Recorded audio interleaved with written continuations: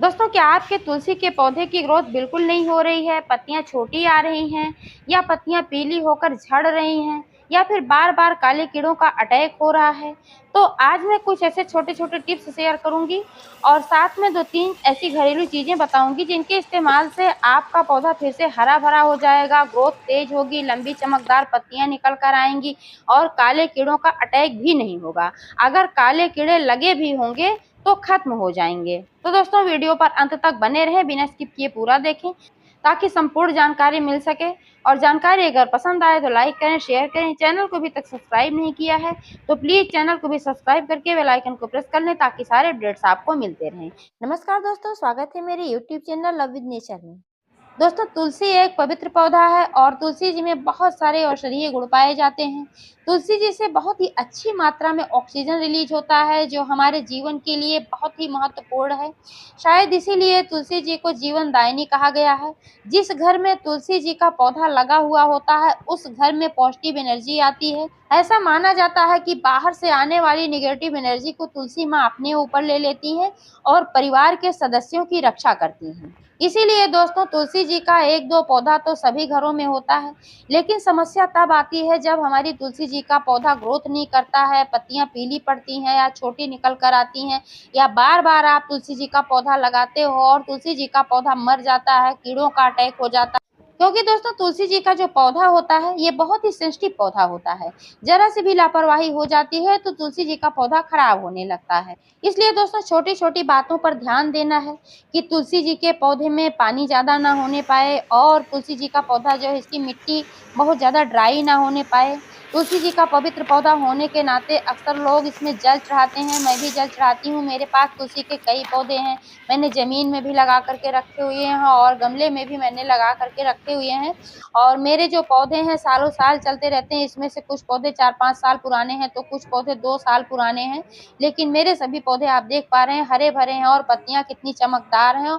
और ये जो पौधे हैं इनमें पत्तियां भी बहुत ही अच्छी मात्रा में हैं। इसका कारण यह है दोस्तों कि मैं अपने पौधे की ठीक से देखभाल करती हूँ, छोटी छोटी बातों का ख्याल रखती हूँ कि जैसे कि जब भी मैं जल चढ़ाती हूँ तो बारिश का जब सीजन होता है तो इस समय में मैं अल्प मात्रा में बिल्कुल थोड़ा सा जल चढ़ाती हूँ।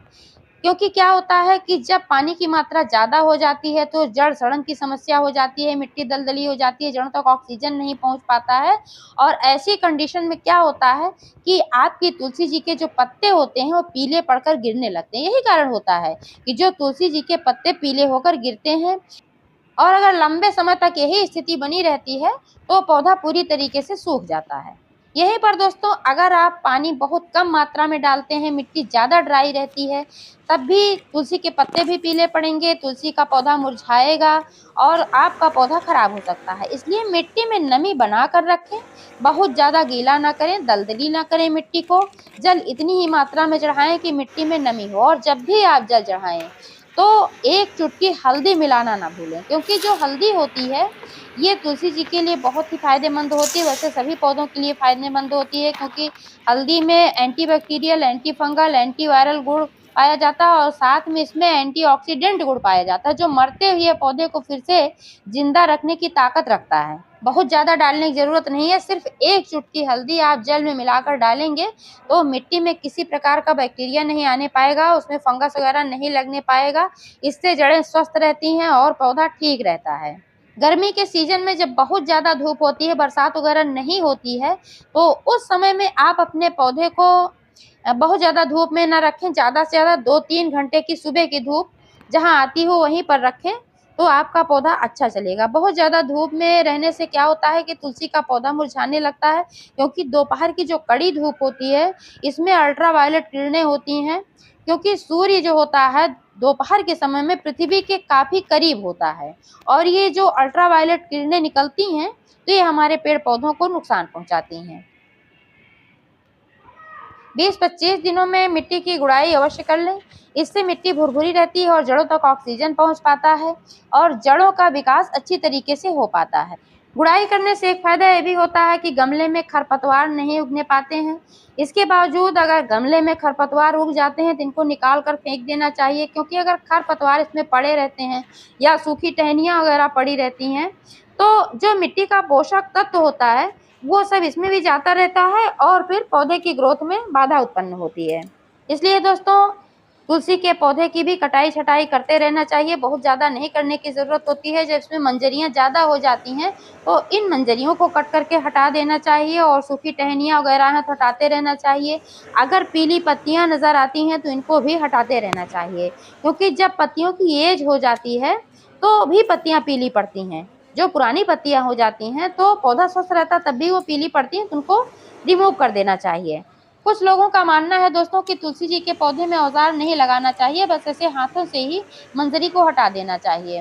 तो जब आप हाथ से ही मंजरी को हटाते हैं तो आपको इस बात पर ध्यान देना होगा कि आप नाखून का इस्तेमाल नहीं कर सकते हैं, क्योंकि अगर नाखून से आप मंजरी हटाते हैं तो पौधे में संक्रमण होने का खतरा बना रहता है और आपका पौधा खराब हो सकता है। ऐसे ही चुटकी से आप तोड़कर हटा सकते हैं, लेकिन मैं तो अपने पौधे की प्रूनिंग करती हूँ प्रूनर से, और जब भी मैं इसकी प्रूनिंग करती हूँ तो प्रूनर को सैनिटाइज ज़रूर कर लेती हूँ, क्योंकि पौधा ये जो होता है बहुत ही सेंसिटिव होता है और अगर कहीं भी थोड़ा सा चूक हो गई तो फिर पौधे में संक्रमण हो सकता है। इसीलिए सैनिटाइज करके ही प्रूनर का इस्तेमाल करना चाहिए। मान लीजिए मंजरी तो चुटकी से आप कट करके हटा सकते हैं, लेकिन इसमें जो सूखी टहनियाँ वगैरह होती हैं तो इनको अगर आप नहीं कट करेंगे, औजार नहीं लगाएंगे तो कैसे हो सकता है। खींचना नोचना तो बिल्कुल नहीं चाहिए। अगर खींच नोच कर आप इसमें से टहनियाँ हटाते हैं तो पौधे को नुकसान पहुंचता है। इसलिए मेरा मानना है कि आप सैनिटाइज किया हुआ प्रूनर यूज करें और समय समय पर इसकी छटाई कटाई करें। फर्टिलाइजर की बात करें दोस्तों तो तुलसी जी के पौधे में मैं बहुत ज़्यादा फर्टिलाइजर नहीं देती हूँ, लेकिन जब भी देती हूँ ऑर्गेनिक फर्टिलाइजर देती हूँ। कभी कभार 1-2 महीने में मैं इसमें गोबर की सड़ी हुई खाद डाल देती हूँ या घर पे बनी हुई कंपोस्ट खाद डाल देती हूँ 1 आध मुट्ठी। मैं केमिकल फर्टिलाइजर का इस्तेमाल कभी भी नहीं करती हूँ। वैसे तो मैं किसी भी पौधे पर केमिकल फर्टिलाइजर का इस्तेमाल नहीं करती हूँ, लेकिन जो ये तुलसी जी का पौधा है, करी पत्ता का पौधा है, जो कि खाने में भी यूज होता है, तो इसमें मैं कभी भी केमिकल फर्टिलाइजर का इस्तेमाल नहीं करती हूँ। क्योंकि केमिकल फर्टिलाइजर का इस्तेमाल करने से क्या होता है कि जो ये पौधे होते हैं इनमें जो फ्रूटिंग होती है और इनकी लीव्स का इस्तेमाल जब होता है तो इसमें भी उसका असर चला जाता है, जो कि जहरीला होता है, हमारे स्वास्थ्य को खराब करता है। गोबर की भी खाद जब भी दें आप गीले गोबर की खाद कभी ना दें, क्योंकि गीले गोबर की खाद देने से फंगस लगने का खतरा बना रहता है। जब भी दें सूखे गोबर की ही खाद दें। गोबर की खाद में नाइट्रोजन, फास्फोरस और पोटेशियम अच्छी मात्रा में पाया जाता है, जो पेड़ पौधों की ग्रोथ के लिए अच्छा होता है दोस्तों। और आज जो लिक्विड फर्टिलाइजर मैं तुलसी जी में यूज करने वाली हूँ दोस्तों, ये 2 चीजों के मिश्रण से बना हुआ है और 2 दिन पहले से ही मैंने इसका प्रोसेस शुरू कर दिया था। इसमें मैंने डाला है नीम की खली और सरसों की खली। नीम की खली जो होती है नाइट्रोजन का भी अच्छा स्रोत होती है और साथ में इसमें और भी सारे पोषक तत्व पाए जाते हैं। और नीम की खली एंटीबैक्टीरियल, एंटी फंगल है। इसकी वजह से मिट्टी स्वस्थ रहती है और पौधा ठीक तरीके से ग्रो करता है।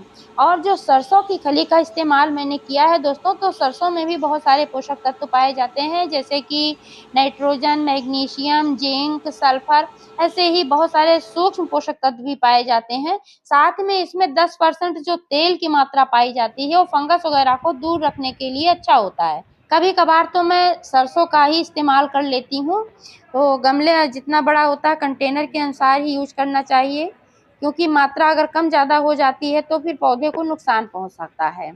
तो कभी कभी मैं सरसों का भी इस्तेमाल करती हूँ, इसको पीस करके मैं मिट्टी में दबा देती हूँ। और आज मैं जो इस्तेमाल करने वाली हूँ ये तो मैंने बताया अभी कि सरसों की खली और नीम की खली से मैंने बनाया हुआ है।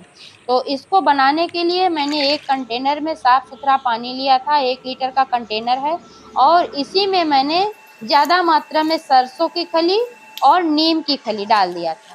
तो मैं क्वांटिटी बता देती हूँ कि अगर आपको 1 कंटेनर के लिए बनाना, क्योंकि मैंने इसको बनाया कई कंटेनर के लिए तो इसमें मैंने ज़्यादा डाला हुआ था। अगर आपको 12 इंच के एक गमले के लिए ये फर्टिलाइज़र बनाना है तो आपको लेना है 20 से 25 ग्राम सरसों की खली और 15 ग्राम नीम की खली, और ये मात्रा सही होती है। इसी को ऐसे ही डाल करके रख देना है ढक के, और ऐसे ही मैंने इसको ढक करके रख दिया था। अभी आप देख पा रहे हैं कि कितना बढ़िया फर्टिलाइज़र बन करके तैयार हो गया है। लेकिन दोस्तों इसको डायरेक्ट नहीं डालना है, मैंने अभी बताया कि इतना फर्टिलाइज़र मैंने कई पौधों के लिए तैयार किया है, क्योंकि अगर नाइट्रोजन की भी मात्रा ज़्यादा हो जाती है तो भी पौधा खराब होने लगता है।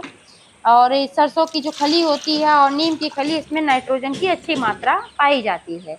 और ज़्यादा नाइट्रोजन की मात्रा हो जाती है तो एफिड्स भी आकर्षित होते हैं। एफिड्स जो कीड़े होते हैं ये भी आकर्षित होते हैं, तो इसलिए बहुत ज़्यादा मात्रा भी ठीक नहीं है और ना बहुत ज़्यादा कम। जब बहुत कम रहती है मात्रा तभी पौधा ग्रोथ नहीं कर पाता है। अब ये जितना फर्टिलाइजर है दोस्तों, कम से कम इसका 6 गुना इसमें और पानी मिलाना है। तो आप देख पा रहे हैं कि एक दूसरा बड़ा कंटेनर मैंने ले रखा है। इस कंटेनर में पानी लेना है और इसमें इस फर्टिलाइजर को मिला देना है। ठीक तरीके से मिलाना है और मिलाने के बाद ही पौधों में यूज करना है।